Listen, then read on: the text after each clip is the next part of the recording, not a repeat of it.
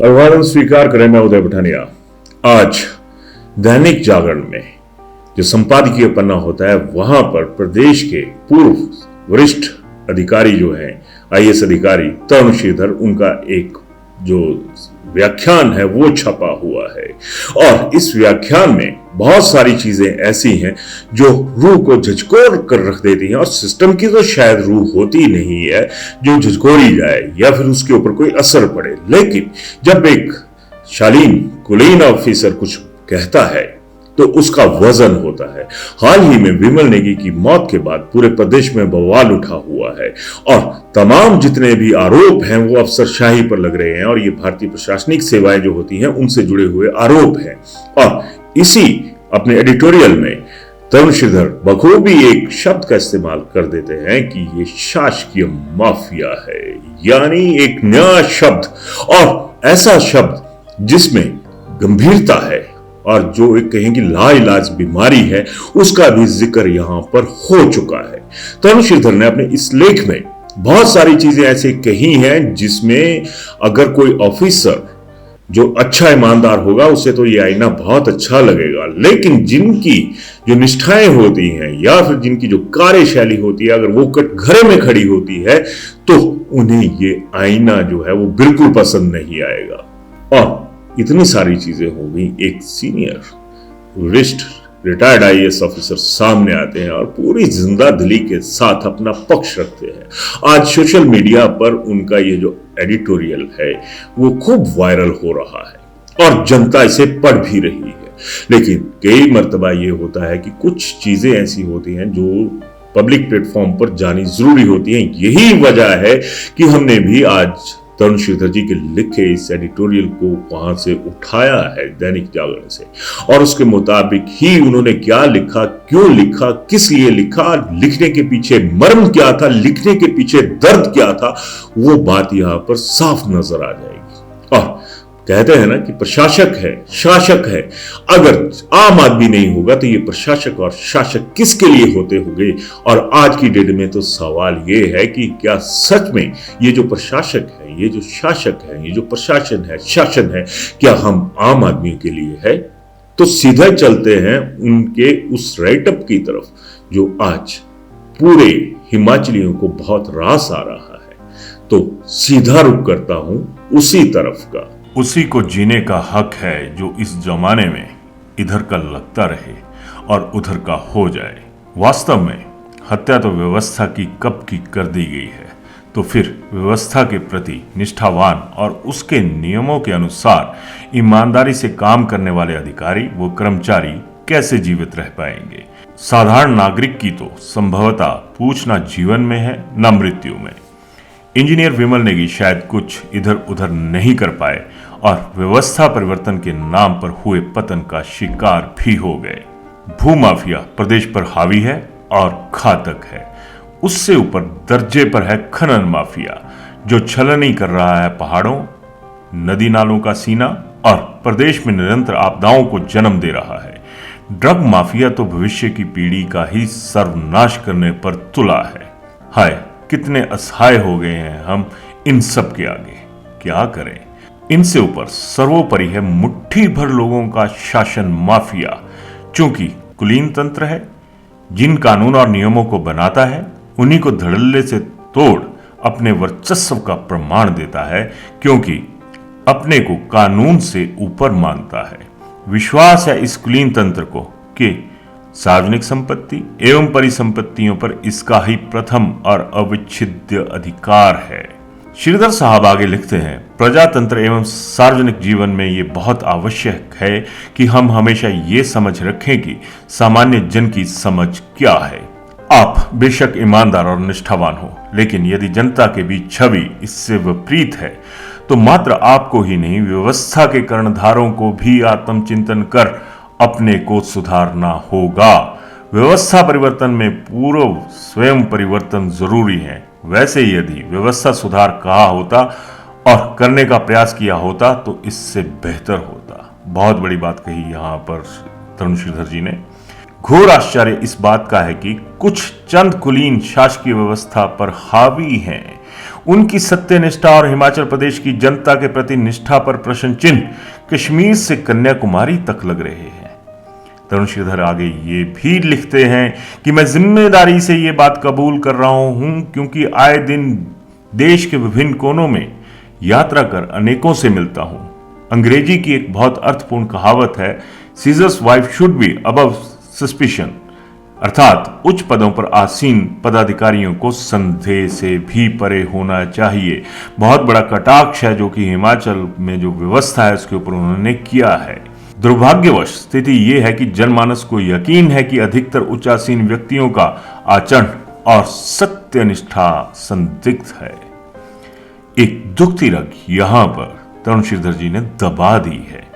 श्रीधर आगे लिखते हैं, दशकों तक यही मीठे शब्द कानों में पड़ते थे कि आपसे ईर्ष्या होती है, आप इतने सुंदर और शांतिप्रिय राज्य में रहते हैं। छाती फूल जाती थी और चेहरे पर दिव्य मुस्कान भी आ जाती थी और अब मुंह छुपाने की नौबत आ रही है। एक आईएएस ऑफिसर, वरिष्ठ, रिटायर्ड भले हैं लेकिन लोगों के दिलों से तरुण श्रीधर अपनी कवायदों की वजह से, अपने व्यवहार की वजह से कभी रिटायर नहीं हो सकते। ये भी हिमाचल का जो जनमानस है इस चीज को मानता है। श्रीधर आगे लिखते हैं, अभी 2-3 दिन पहले ही कोची में एक सम्मेलन में कुछ वरिष्ठ लोगों, जिनमें कई अप्रवासी नागरिक थे, से देश की स्थिति पर बातचीत हुई। अधिकतर निजी क्षेत्र में कार्य करते हैं और हिमाचल कभी आए ही नहीं। दुआ सलाम के बाद जब उन्हें यह पता चला कि मैं हिमाचल से हूं तो उनके पहले शब्द थे अंग्रेजी में, क्या हो गया आपके प्रदेश को? हम केरल के लोग मानव संसाधन विकास में हिमाचल को ही एकमात्र अपना प्रतिद्वंदी मानते थे, पर सुना है कंगाल और भ्रष्ट हो गया है। जी हां, भ्रष्ट शब्द पर जोर था। प्रयास बहुत किया पर चाहकर भी उस महफिल में अपने प्रदेश की रक्षा नहीं कर पाया और शर्मिंदगी लेकर लौट आया। ये दर्द खुद दैनिक जागरण के जो संपादकीय पेज है उस पर तरुण श्रीधर ने उकेरा है। श्रीधर आगे लिखते हैं कि क्या ये फीडबैक शीर्ष राजनेताओं के पास नहीं है? क्या वह ये नहीं जानते कि जो सलाहकार और नौकरशाह उनके विशेष प्रिय हैं, उनकी जनसाधारण में हिमाचल के बाहर भी छवि कीचड़ है? आंखें क्यों मूंदी हुई हैं? इंजीनियर नेगी गए, व्यवस्था गई, तो क्या समझा जाए कि अगली बारी हिमाचल की है? हम सब नंगे हैं इस हमाम में, समझौता करते रहे और शासक हमारी नग्नावस्था पर हंसते रहे। एक नेगी को मृत्यु को माध्यम बनाना पड़ा इस सुप्त व्यवस्था को झंझोड़ने के लिए।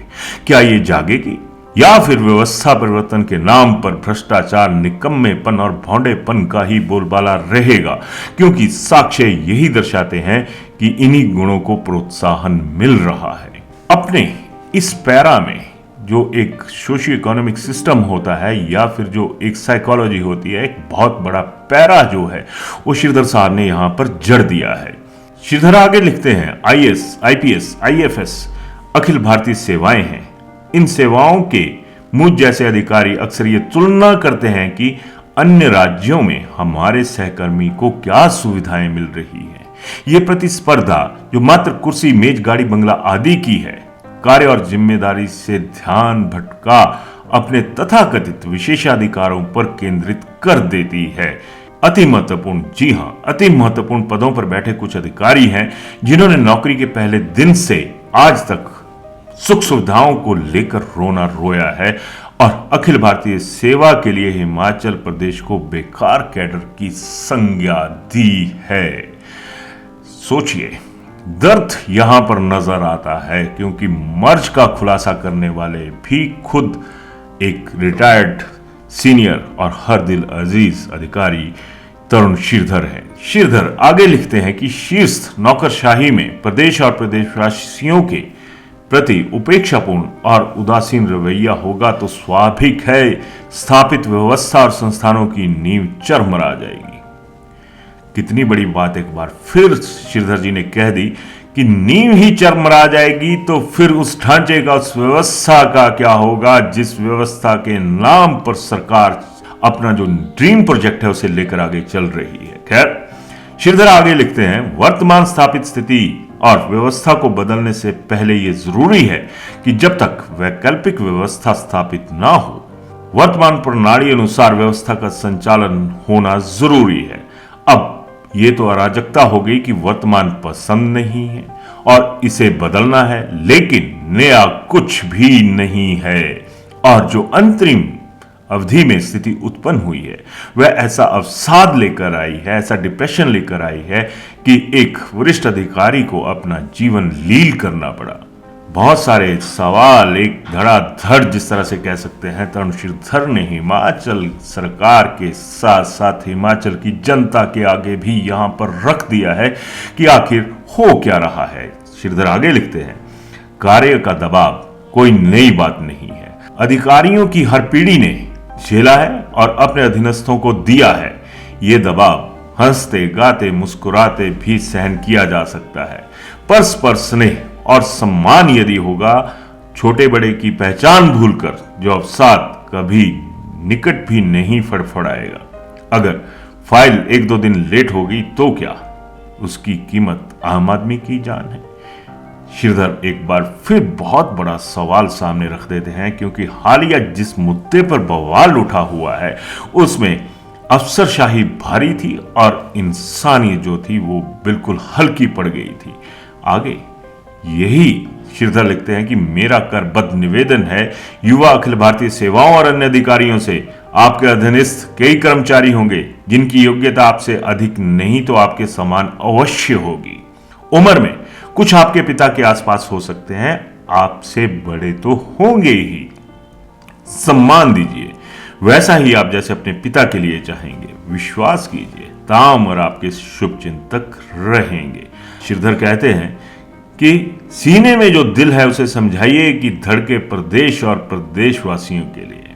इंजीनियर विमल नेगी, शर्मिंदा हूं कि ये सब पहले नहीं बोल पाया।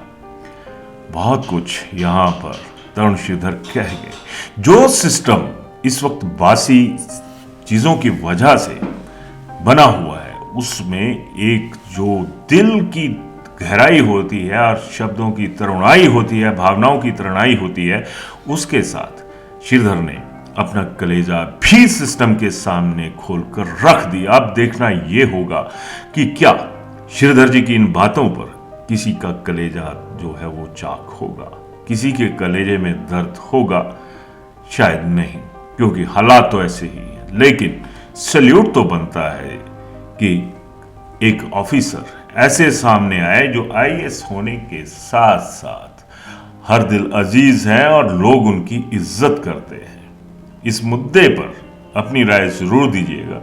धन्यवाद। कॉस्ट से भी कम मेकिंग चार्जेस लेना ही सब कुछ नहीं होता। ज्वेलरी खरीदते समय ये भी जरूर ध्यान रखिए कि आप किससे खरीद रहे हैं, क्या वो ब्रांड ट्रस्टेड है और आपके पैसे की कदर करता है। जी हाँ, भूषण ज्वेलर्स है हजारों लोगों का विश्वास और मोस्ट ट्रस्टेड ज्वेलरी ब्रांड, जहां आपको मेकिंग चार्जेस पर छूट के साथ सोने की गुणवत्ता और उम्र भर का विश्वास भी मिलता है, क्योंकि भूषण ज्वेलर्स है ए बॉन्ड ऑफ ट्रस्ट।